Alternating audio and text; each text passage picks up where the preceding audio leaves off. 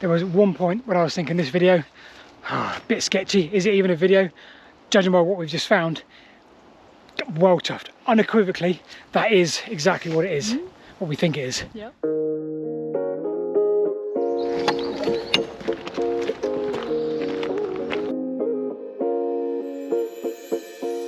Hi everybody, my name is Paul. And I'm Rebecca. You join us today in an abandoned canal, quite a deep one at that, because we're probably under the towpath, so it's at least 6 foot deep.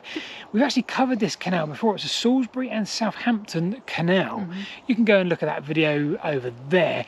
Now, when we got to the end of that video, I said, so Alderbury had a tunnel, which is really strange because we couldn't find it. No trace of it, nothing at all. So we did some more research recently, I say recently, last week, and here we are now with a bit more time on our hands. So we're going to go and have a look specifically for the Alderbury tunnel on the Salisbury and Southampton canal.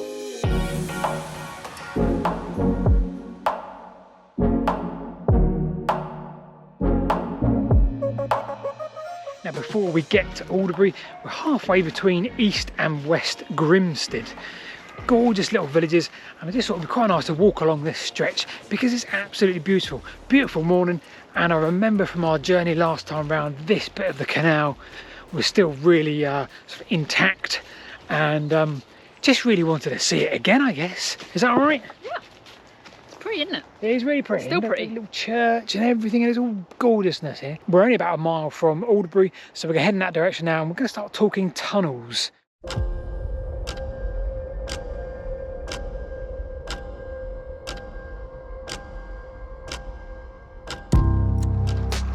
The year is 1789, and if you have a look in the Salisbury and Winchester journals of that time, there's some really beautiful articles, almost poetic in their language, and they talk about this canal. And this canal, Southampton, all the way, is going to make it up to Bath and Bristol and connect up with all the industry there. The biggest problem they had was Alderbury, right here, Alderbury Hill, and the tunnel they were going to build. It was going to cost £12,000 of the budget of around £40,000. There's such potential and prosperity coming for Salisbury and the local people and the industry, and the economy is going to be booming. It's a beautiful little article, and it really highlights how important it is, and they should just get on with build that tunnel. So just down this hill here is Alderbury Wharf. Now, Alderbury Wharf is supposedly the end of the canal. It went from Southampton, this side of the tunnel at Southampton, to here at Alderbury. So if Alderbury Wharf was the western end of the canal and as far as it got, well, why is there so much talk of a tunnel? Plus, we also found evidence in that last video of more of the canal towards Salisbury beyond the wharf. So the mystery is back on. We either have a tunnel somewhere that maybe had been started, or perhaps we can find more evidence of the canal around the hill instead. Either way, before that, I want to go and have a look a bit more for that, and I also want to have a look for a railway. Oh, okay. How cool's that? Well, why don't we split up and I'll do the railway and you go canalling? Okay. So the railway was going to connect the wharf to the Turnpike Road. Okay. It'd be good to see if you can see any evidence of that existing. Not necessarily rails, clearly, because it was an old tram road, pre-railways. Okay. But that's got to be that side. Okay. You go that way, I'll go that way and see if I can find more of the wharf and where it came round. And then we'll start meeting at the other side of Alderbury, and we'll see if we can find any evidence of the tunnel. Okay, okay. Okay.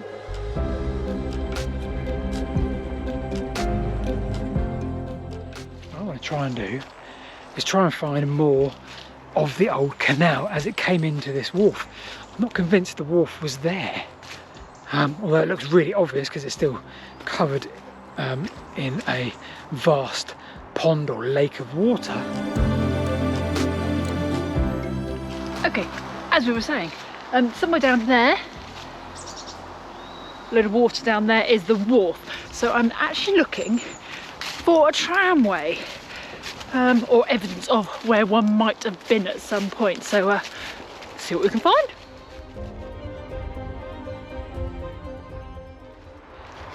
Definitely the right kind of line, but it doesn't quite feel right. I wonder if I can trace that ditch back to where we were and maybe that'll tell me exactly where the wharf was, and if that ditch is it, i.e. the canal. Now apparently this tramway took it up to the turnpike road up here, so I'm going to keep on going and see if I can come to the road.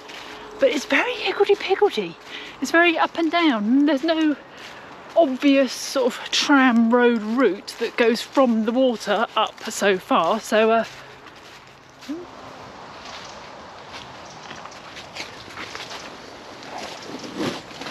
I'm back at the bridge that we started at a minute ago, and I'm just not convinced that this is the canal coming into here. Maybe water over the years, the last 200 years, has perhaps eroded that even deeper than what it was originally, and it's now become a stream or brook.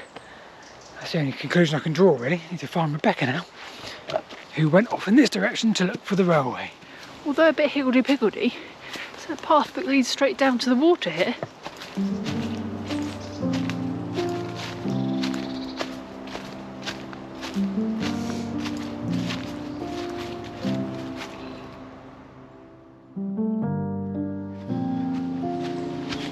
Right? Hi. Any luck? Do you know what? There's so many little pathways down to there. Yeah. The water up that it could be anywhere, or there could be more. It's almost like there could be more than one. If you have a look at rail map online, Yeah. it just shows like a line. I think they've guessed it, because I'm walking here to meet you and there's nothing. Is there? There's nothing. There's not even a straight, No. flat straight bit for 10 yards. No, definitely not. Other than the road. Yes. So the only conclusion I'm drawing, just walking along here finding you, is maybe it was a road, and like you say, the gullies over the top, like there's I don't know one whether there. it's like they could pull stuff up. Yeah, from there, but it's there's not. lots of those. Yes. All the way along. But there's no railways, or no sign of any flat bit for anything. I reckon it was the road. Right, so we've got the wharf just there, the other side of Big Clay Mound. If you want to head to Salisbury with your canal, you're going to go in that direction. But you've got Alderbury Hill, you've got a rise of about 50 metres, so you're going to need to build the tunnel that they carried on talking about for quite a while. However, what's really strange is if we go that way behind us in a perpendicular direction, well, you find something that gives us another clue to today's journey.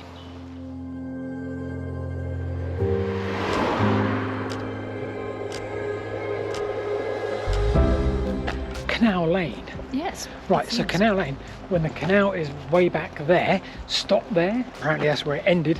Why are we now walking opposite in Canal Lane? Does seem a bit bizarre, but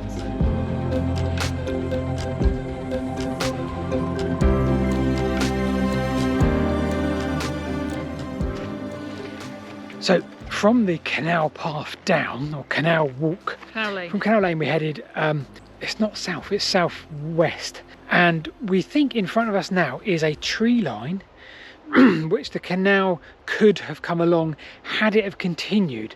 We can't find any real evidence. There's a stream running down it, it's flat, but you should be expecting between there and up there should be a cutting. There should be a deep cutting down there, because obviously it's a canal or a lock. No real evidence of a canal here. There's a stream there in front of us which looks very small. Maybe some earthworks heading up the other side.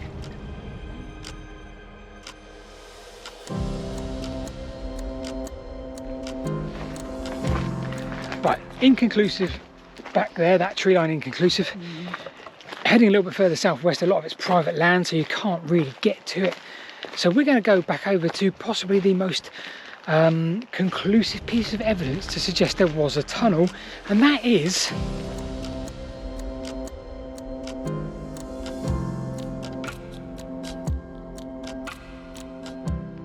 Tunnel Hill.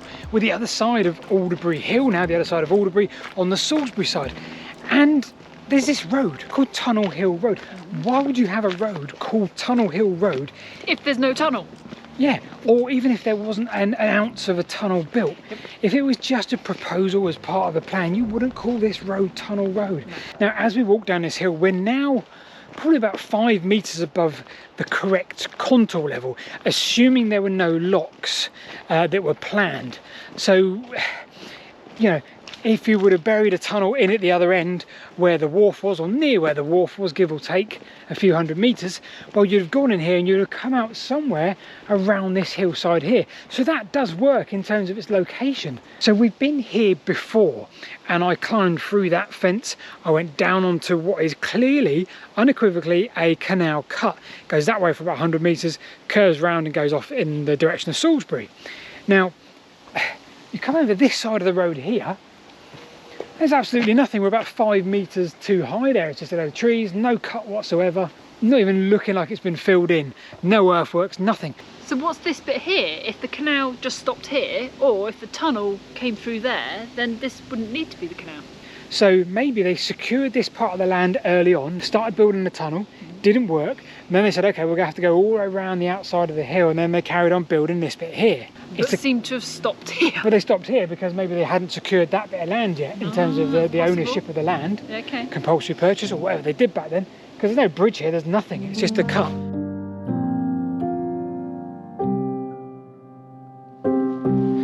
Quick addendum. Rebecca managed to find a pathway. It cuts across that field where I said the tunnel should have come out. And I'm going to try and find the right contour level, at least for the Alderbury wharf, and if we can match that to here, we should find where the tunnel would have come out.